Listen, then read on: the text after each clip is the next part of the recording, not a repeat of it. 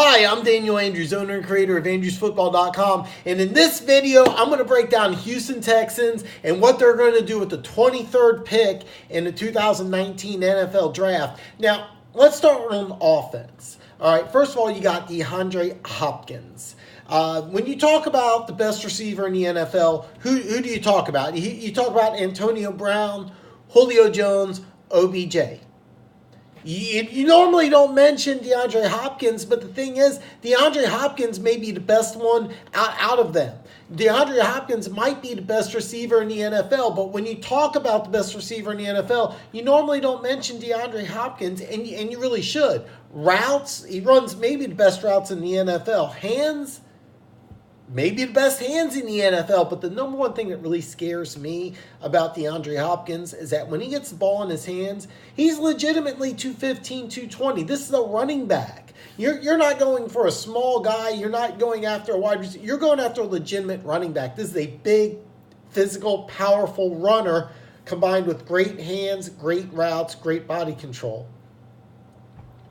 And then on the other side, now, if he can stay healthy, you got Will Fuller. Will Fuller's a legitimate 4.3 guy. A guy who's got near world-class speed. People use world-class a little too loosely. Not world-class speed, but a legitimate 4.3 guy. One of the fastest receivers in the NFL. Keep in mind, I'm a Chiefs fan. I got to watch Tyreek Hill. Not Tyreek Hill fast, but probably one of the fastest, I want to say 10 receivers in all of football. That's not a stretch. He's a legitimate 4.3 guy. And then you got the best wide receiver in the NFL on the other side. So you have a really awesome receiving core if they can stay healthy. Speaking of staying healthy, they got D'Onta Foreman. If you don't know D'Onta Foreman, here's a guy who did nothing his first 2 years at the University of Texas. Year 3, his junior year, runs for over 2,000 yards. As far as a size-speed combination, maybe the best size-speed guy in the league. Maybe not the best, but this guy's a legitimate 245, 250, and can fly. Problem is he can't stay healthy. And what would you have that? You got Pro Bowler Lamar Miller on one side. You got Alfred Blue, an awesome backup. Alfred Blue could probably start for about 5 teams in the NFL. I mean, this guy's a really good running back. He's a big physical runner. He's not going to scare you. This guy isn't a guy like, oh, we're playing Alfred Blue, watch out. No, but he's a guy who can move chains, give your running backs a change of pace guy. He's not a guy that you want to cut, but if D'Onta Foreman's healthy, this is a great running game. And the best thing I like about this running game is this is a running football team. Why is that important? Because for years, people kept on saying the same thing about the Houston Texans. Man, if we only had a quarterback. Well, they got a quarterback. They drafted a great quarterback in Deshaun Watson. This guy is a budding young superstar. Second year in the league, and he's already went to the Pro Bowl. Already talked about as one of the best quarterbacks in the league. However, he's not really going to get the credit he deserves because the player chosen 2 picks ahead of him is NFL MVP Patrick Mahomes. Then you're playing against Andrew Luck. As good of a quarterback Sean Watson is, he's not going to be as good as Andrew Luck. He's not going to be as good as Patrick Mahomes. And here's a guy who went to a Pro Bowl. He's a superstar. He's a stud. Here's a dual-threat quarterback that they're using the right way. Threw for over 4,000 yards, had 99 carries for 551 yards. Pay attention, Baltimore. This is how you use a running quarterback. You don't run him into the ground. You have him run sparingly. Let him use his athletic ability. Baltimore, I did my video on Baltimore. It was basically like, for every 2 yards passing, he had 1 yard running. This ratio, 551 running, 4,165 passing, that's about 7.5 to 1. So for every 7.5 yards passing, you got 1 yard rushing. That's how you use a running quarterback. And here's another thing I like about 26 touchdowns, 9 interceptions. Last year he had 6 starts, 8 interceptions. So the interceptions dropped. This is a guy you can't say enough good things about, but is he going to be Patrick Mahomes? No, he's not. Is he going to be better than Andrew Luck? No, he's not. But this is a guy who's going to be a superstar. But let's be clear here. The one thing I really like about the team is that they run the ball a lot. This is a running football team, but you have a superstar quarterback and maybe the best receiver in football.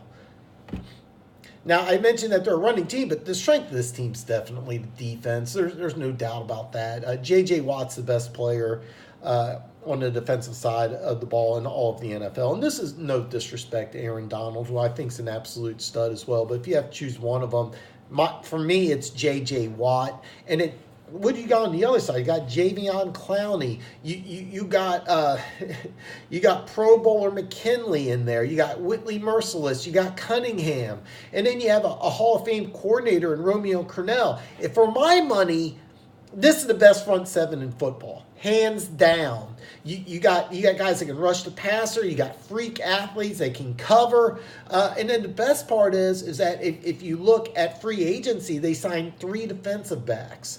They signed Tashawn Gibson to replace the Honey Badger. Bradley Ruby, a guy I've watched in Denver. This is a really good player. And they also signed another guy, not a big name guy, but a guy who played a lot of slot for the Cleveland Browns, Brian Boddy-Calhoun. So you're adding pieces to that secondary to work with the best front seven in football.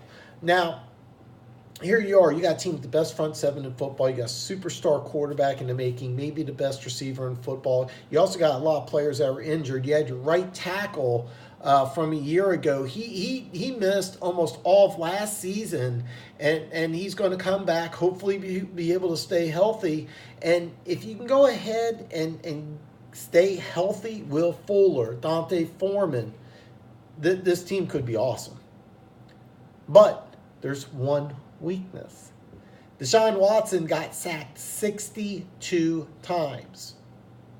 Now, you did sign Matt Khalil, but in order for this team to improve, the offensive line has to get better. You have to protect that superstar quarterback. And with the 23rd pick in the 2019 draft, that's exactly what I have the Houston Texans doing. So with the 23rd pick in the 2019 draft, I got the Houston Texans taking Dalton Risner. I'm going to say offensive lineman out of K-State, because even though this is a plug-and-play guy, this is a day-one starter, I'm not really sure where they're going to put him. I don't know if they're going to put him on the right side. I don't know if they're going to put him on the left side. I don't know if he's going to play inside, outside. This is a day-one starter who's capable of playing multiple positions. He's got a lot better athleticism than people give him credit for. Yes, he played in a conference that didn't have great defenders in the Big 12. This is still a plug-and-play guy. So this is a guy who's really going to help out the Houston Texans with their only weakness. And I guarantee it's their only weakness. Now, here's the thing with the Houston Texans. If they fall in love with somebody on the offensive line, okay, if they find an offensive lineman that they need, that they 100% want to grab, they're going to trade up. They have both the 22nd and 23rd picks in the second round, but Andrewsfootball doesn't do trades. But if there's an offensive lineman they love, they will trade up. They will probably overpay for that pick, because this team is only an offensive line away from advancing in the playoffs. They lost last year to the Colts, even though they were at home. And the only reason they lost is because the offensive line could not do their job. And that's a sad thing to say about a group of guys and saying, it's your fault, but that really is. That's the only thing preventing you from advancing further in the playoffs is the offensive line play. So what I have with the 23rd pick is taking a guy who's a plug-and-play guy, a guy that will improve that offensive line. But if you fall in love with somebody, they're going to use one of these picks to trade up. But I do know this. If they don't trade up and they use the 23rd pick in the first round, the 22nd and the 23rd, I guarantee you one of these picks is going to be an offensive lineman, probably 2 of them. They're going to draft multiple offensive linemen in this draft. I can guarantee you that, unless they trade up and do something astronomical, because where they can trade up with these 2 picks in the second round, who knows how high they could trade? Could they trade possibly top 15? Absolutely. Could maybe top 10? Is that out of line? Is there a team like maybe Buffalo that would be willing to trade all the way down, get both those second round picks? That's a possibility. You could have the Detroit Lions. Keep in mind Matt Patricia and oh, man, I just had a brain freeze. Sorry. Matt Patricia, Bill O'Brien, those guys used to coach together in New England. Maybe they got some sort of relationship. So I could see them going up high if they fall in love with someone, and I don't know if they will or not. But Andrewsfootball doesn't do trades. So I just have them picking the 23rd pick, a guy who's a plug-and-play guy, and they're going to be extremely happy with him. So if you are a subscriber to Andrewsfootball, you already know you're one of the greatest people on planet Earth. However, if you're a Houston Texans fan checking out this site for the first time, you're just a fan of mock drafts, just a fan of the NFL draft in general, or awesome hats, There's this real red button right down here. It says subscribe. Look down here and see this here. And bam! Hit that button. Become one of the greatest people on planet Earth. Wait till tomorrow where I break down the 24th pick in the NFL draft. I'll see you tomorrow.